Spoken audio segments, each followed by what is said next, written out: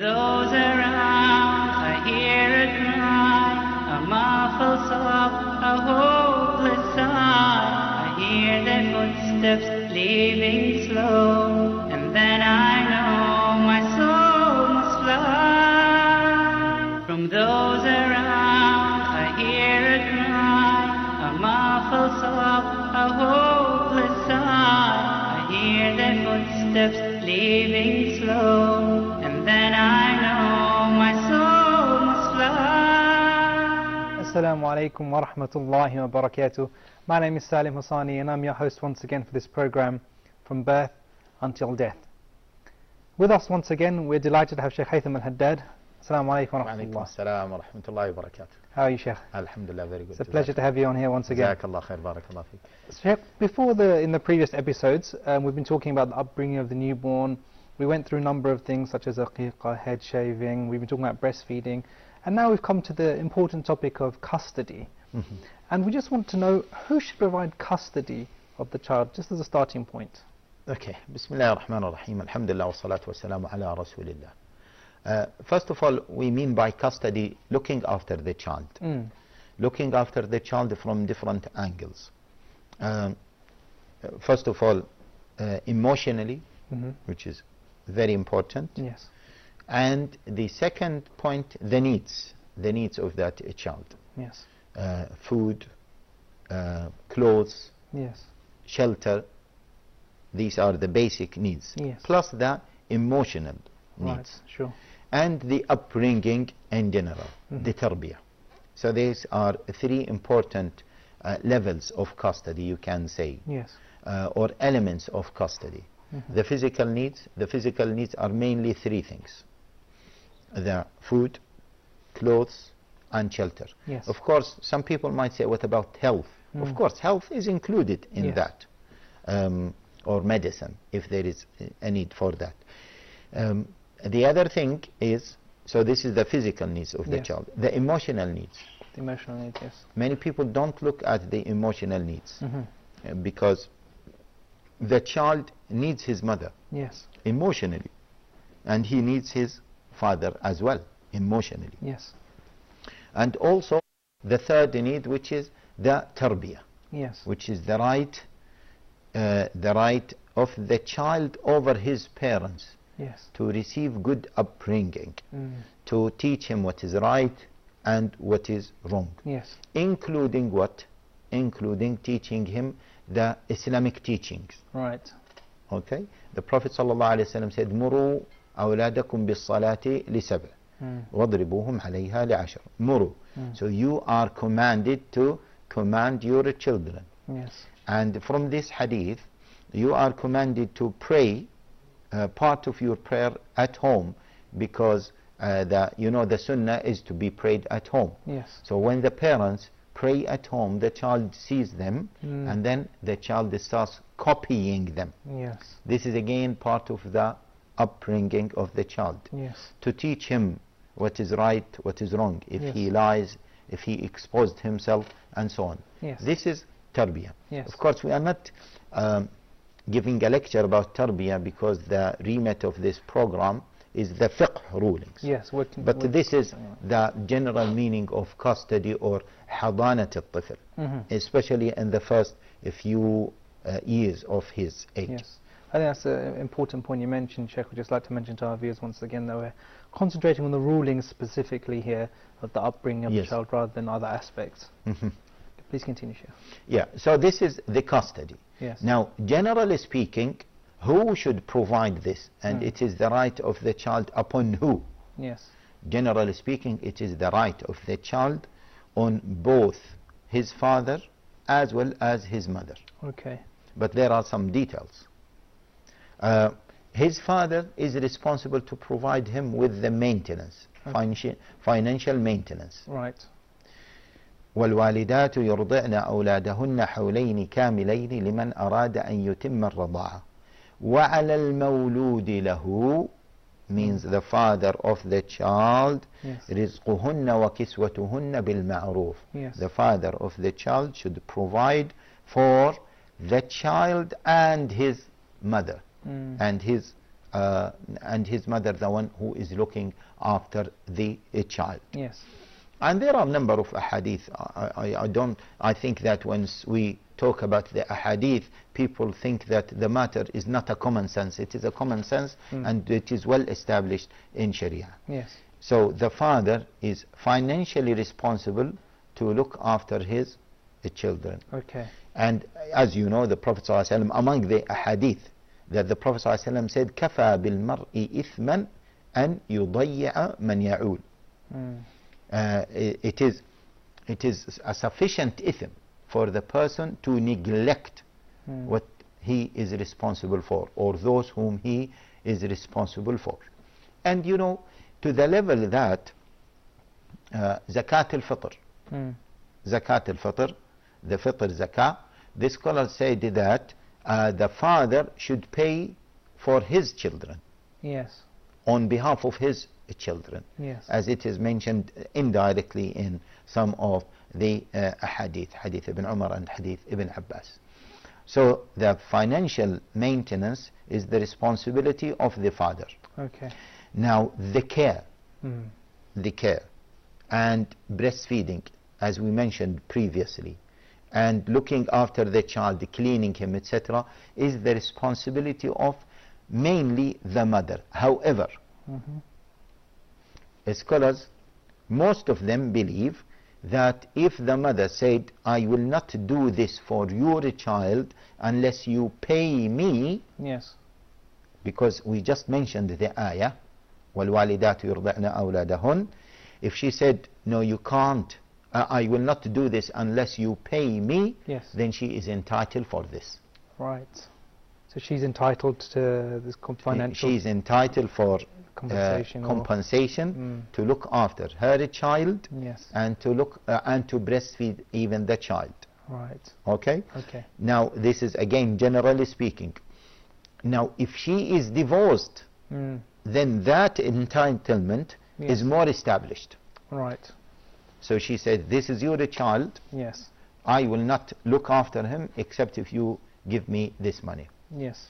However, having said this, I would like to stress on another point, that if the father, which I think I mentioned in one of the previous episodes, if the father is poor, yes, he cannot provide for his wife a yes, compensation to look after his child or their child. If he is poor, then it is the responsibility of the mother to look after her child, even to look after, I mean from a moral perspective, caring for him, etc., cleaning him, etc., non-financial maintenance, we can say. yes, It is her responsibility. Why? Because if the father cannot pay for this, and she said, I don't want to do this, yes, then where is the child going to go? exactly. So sometimes some fiqhi rulings should be taken inside a context, yes, within a context, yes, and we have to understand the full picture, otherwise we will end up with very weird situations, very un-Islamic and unacceptable situations. yes. Jazakallah khair, Sheikh.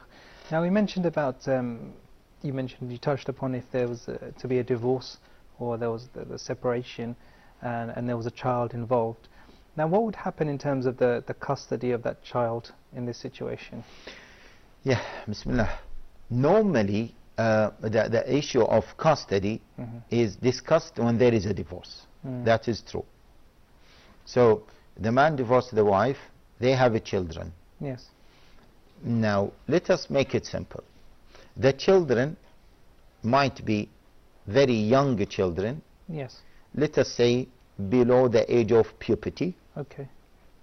Or they are almost adults, or maybe teenagers above the age of puberty. Okay. Generally speaking, and we will discuss this. Yes. If they are young children, then it is the consensus of all scholars that the one who deserves the custody of the child is his mother. Right. Okay. This is generally speaking. Yes. And it is almost the consensus of all scholars. Okay. Now, here, as we are discussing this, of course there are a number of ahadith that support this. the hadith, the very famous hadith of Abdullah ibn Amr ibn al-As, that a lady came to the Prophet sallallahu alaihi wasallam and said, Ya Rasulullah, this is my son. My صدري كان له وعاء, I breastfed him, and حجري كان له غطاء, and my lap was like his heavens. Okay, and his father now is claiming him. He wants him. Right. The Prophet ﷺ said, أنت أحق به ما لم تنكحي. You have right over him as far as you do not marry. Okay. You have right over him as far as you do not marry. Yes. And also the hadith of Umar ibn al-Khattab radiyallahu ta'ala anhu. Yes. He got married to a lady from Ansar. Yes. And she brought his child Asim. You know, Asim ibn Umar is the father of the mother of Umar ibn Abdul Aziz. If we remember, for our viewers, Umar ibn Abdul Aziz, his mother was the daughter of Asim. Yes. Asim, the son of Umar ibn al-Khattab radiyallahu ta'ala anhu. So Umar ibn al-Khattab got married to the mother of Asim. Yes. She gave birth to Asim. Yes. And then Umar ibn al-Khattab divorced her. Yes. So Asim, their son, was with her. Yes. One time Umar ibn al-Khattab radiyallahu ta'ala anhu was visiting Quba, the Masjid of Quba in Medina. Yes. And Asim was playing in the courtyard. So Umar ibn al-Khattab saw him and he grabbed him. He put him in front of him in the camel. So the grandmother of the child saw Umar ibn al-Khattab taking her grandson. Yes. So she went after Umar ibn al-Khattab and she took the child. Yes. Then they had this dispute in front of Abu Bakr as-Siddiq. Abu Bakr as-Siddiq said, Ya Umar, leave him. Give him to them. Yes. To his mother. So in another narration, Abu Bakr as-Siddiq radiyallahu ta'ala anhu said, the mother is more merciful, yes, more loving, more generous, more caring. Yes. So the scholars took from this that because the mother has these qualities, yes, she has the right of custody over her young children, provided that she does not get married to another man. Jazakallah khair, Sheikh, for going in and explaining this in depth. Once we come back after that break, inshallah, we'll be continuing with this aspect of custody with the newborn child. Jazakumullah khair. Assalamu alaikum wa rahmatullahi wa barakatuh. Come on, my brothers, let us pray. Disciples now, do not delay. Ask Hoda. If you're still in Mecca or close by to Mecca, then you have to know that you are still in the state of ihram. As long as it is not for sale, then he does not have to pay zakah for it. Forbade praying witr similar to Maghrib prayer. So whoever prays witr 3 rak'ahs and sitting after the second rak'ah as if he's praying Maghrib prayer, this is forbidden, this is haram. Euthanasia is permissible with animals but not with human beings. If an animal is suffering, killing an animal for a legitimate reason is permissible. Both are acceptable, but the majority say that after the ruku' is the place of qunut. But both was reported. Have a question or concern on your mind? Hoda TV decided, based on popular demand, we will be bringing you an additional episode of Ask Hoda with Sheikh Azim bin Luqman Al-Hakim live from Jeddah, Kingdom of Saudi Arabia. Come on, my brothers, let us pray. Disciples now, do not delay. Assalamu alaikum wa rahmatullahi wa barakatuh, and welcome back after the break. We're just going to continue now on this topic of custody, and we're delighted that Sheikh Haitham al-Haddad is still here with us. Assalamu alaikum wa rahmatullahi. Alaikum assalam wa rahmatullahi wa barakatuh. Sheikh, we're talking about custody and who has the rights of bringing up the child, and we were talking a bit about the mother, and you mentioned a story before we went to the break. Now, what would happen in the situation if one would say, for example, the mother maybe not befitting to, for example, take care of the child? Yes, Bismillah ar-Rahman ar-Rahim. Here, we will discuss the issue of the order. If she is not befitting to take care of the child or to look after the child, Yes. then who is next? Yes. But before this, see, what does befitting mean and what does not befitting mean? Yes. There are some details, but generally speaking, if the mother is a Muslim mother, Yes. that is going to raise her child according to Islam, Yes. and she is physically able to look after the child, then she is befitting. Right. Okay. Other than that, she is not befitting. Okay. Okay? Yes. Now, here, we would like to pinpoint one important issue, is that the custody, is it the right of the child, the mother, or the father? Of course, we said that the mother has the right over the child. Yes. But if we saw that the mother is not befitting for whatever reason, Yes. then it doesn't mean that we should allow her to look after the child in a way that will cause harm for the child.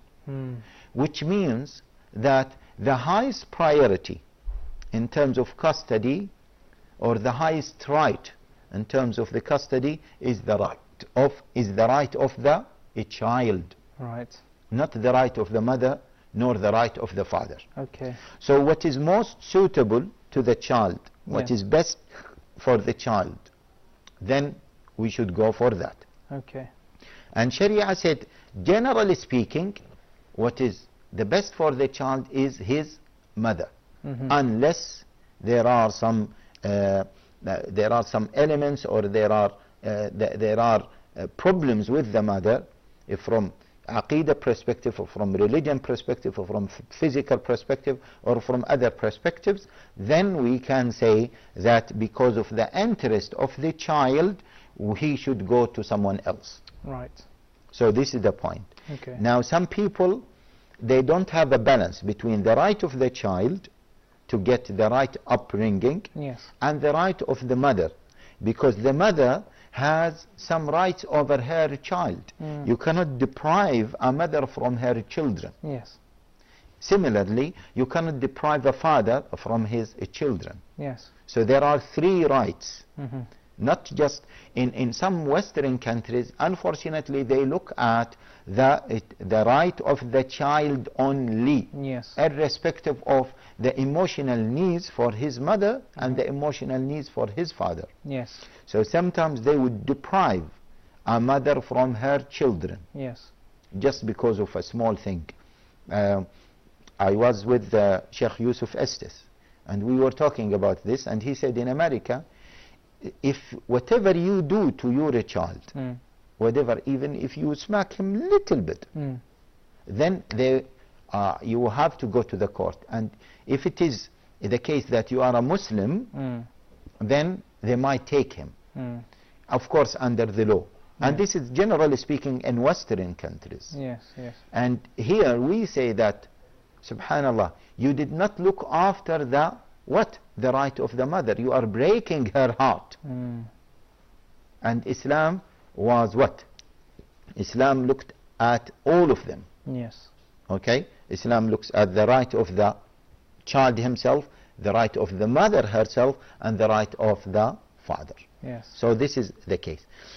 Now, when we say that the right of custody, the highest right of custody belongs to the child and then to the mother, and the mother has the right to take care of her child, to look after him, it doesn't mean that the father will be stopped from any kind of access to his child. Right. Okay.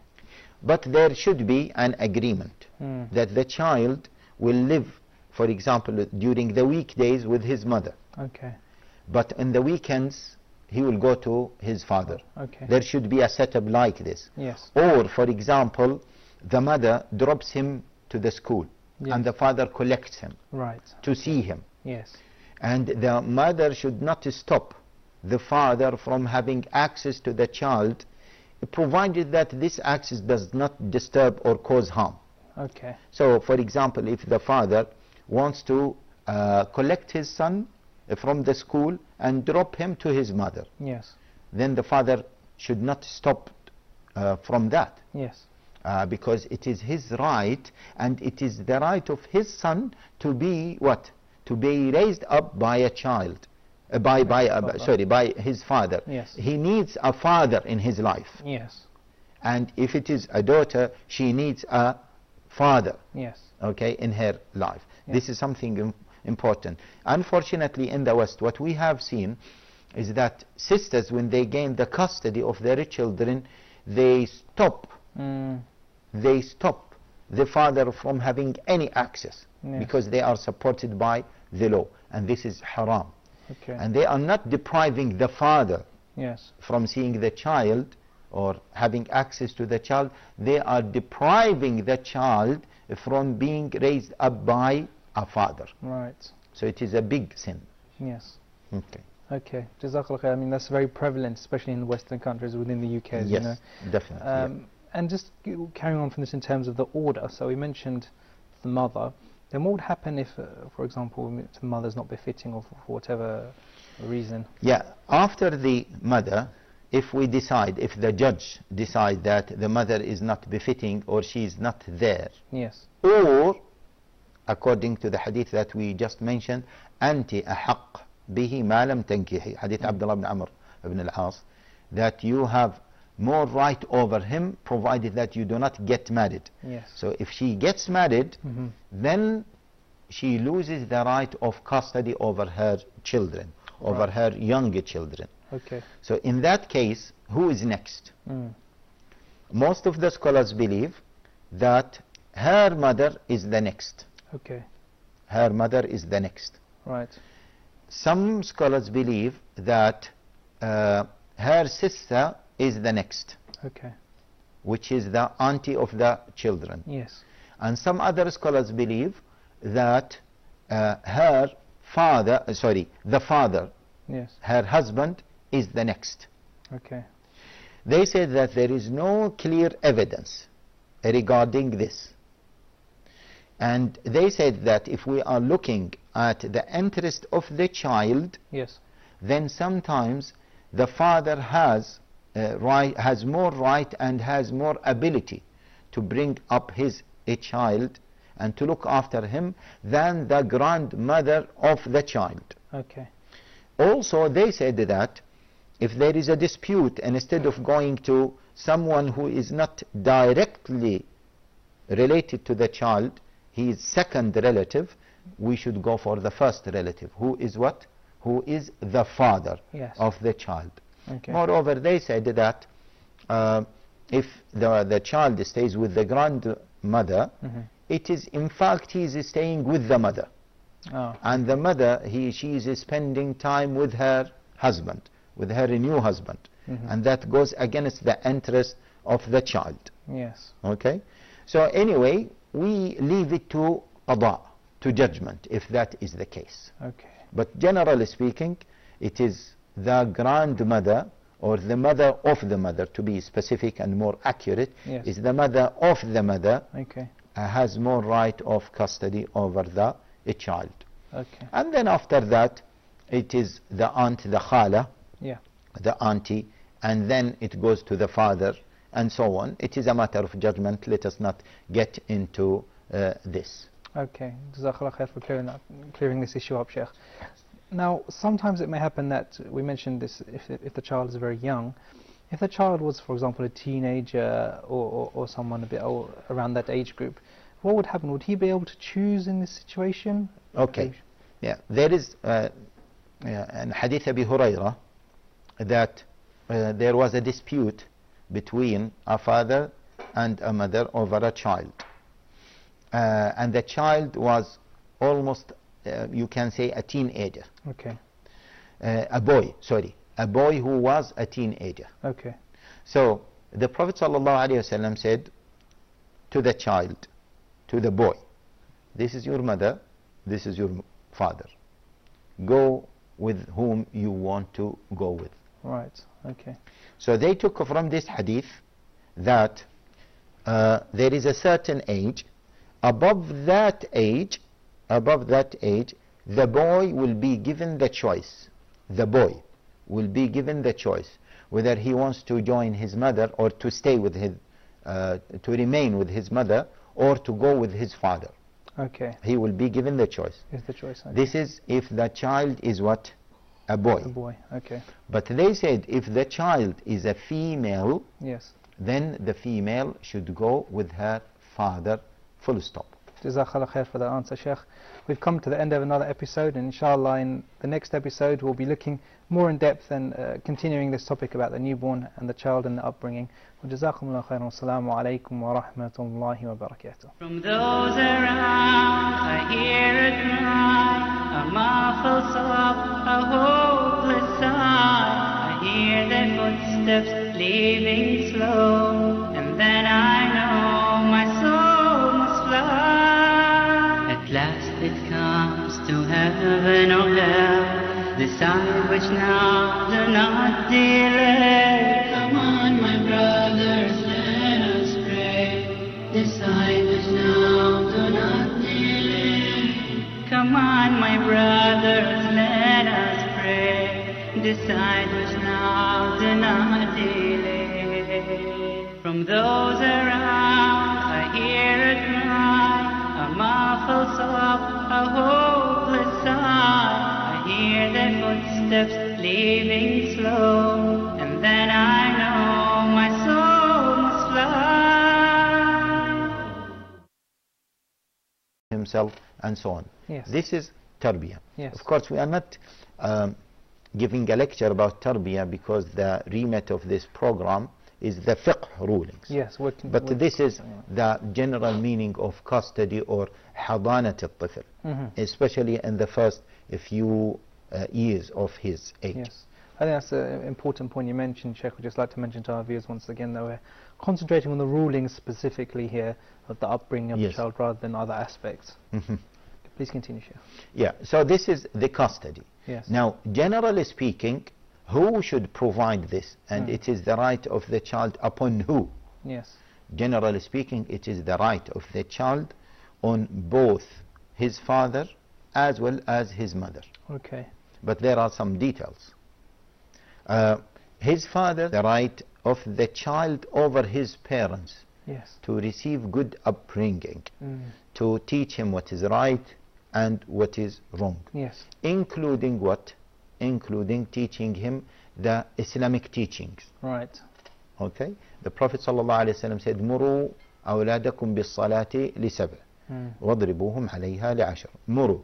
So you are commanded to command your children. Yes. And from this hadith, you are commanded to pray part of your prayer at home, because the sunnah is to be prayed at home. Yes. So when the parents pray at home, the child sees them, and then the child starts copying them. Yes. This is again part of the upbringing of the child. Yes. To teach him what is right, what is wrong. If Yes. he lies, if he exposed him.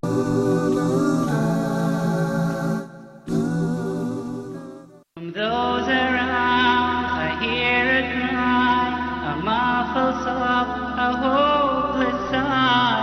I hear their footsteps leaving slow, and then I know my soul must fly. From those around I hear a cry, a muffled sob, a hopeless sigh. I hear their footsteps leaving slow, and then I know my soul must fly. Assalamu alaikum wa rahmatullahi wa barakatuh.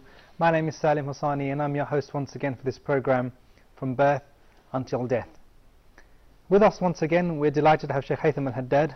Assalamu alaikum wa rahmatullah. Assalamu wa rahmatullahi wa barakatuh. How are you, Sheikh? Alhamdulillah. And the upbringing in general, the tarbiyah. So these are three important levels of custody, you can say. Yes. Or elements of custody. The physical needs are mainly three things: the food, clothes, and shelter. Yes. Of course, some people might say, what about health? Of course, health is included in that, or medicine, if there is a need for that. The other thing is So this is the physical needs of the Yes. child. The emotional needs. The emotional needs, yes. Many people don't look at the emotional needs Mm-hmm. because the child needs his mother Yes. emotionally, and he needs his father as well emotionally. Yes. And also the third need, which is the tarbiyah, Yes. which is the right. Very good. It's a pleasure to have you on here once again. Jazakallah khair, barakallah feek. So before in the previous episodes, we've been talking about the upbringing of the newborn. We went through a number of things such as aqiqah, head shaving. We've been talking about breastfeeding, and now we've come to the important topic of custody. Mhm. And we just want to know who should provide custody of the child, just as a starting point. Okay. Bismillah ar-Rahman ar-Rahim. Alhamdulillah wa salatu wa salamu ala Rasulillah. First of all, we mean by custody looking after the child. Looking after the child from different angles. First of all, emotionally, which is very important. Yes. And the second point, the needs of that child. Yes. Food, clothes, Yes. shelter. These are the basic needs. Yes. Plus the emotional needs. Right. Sure.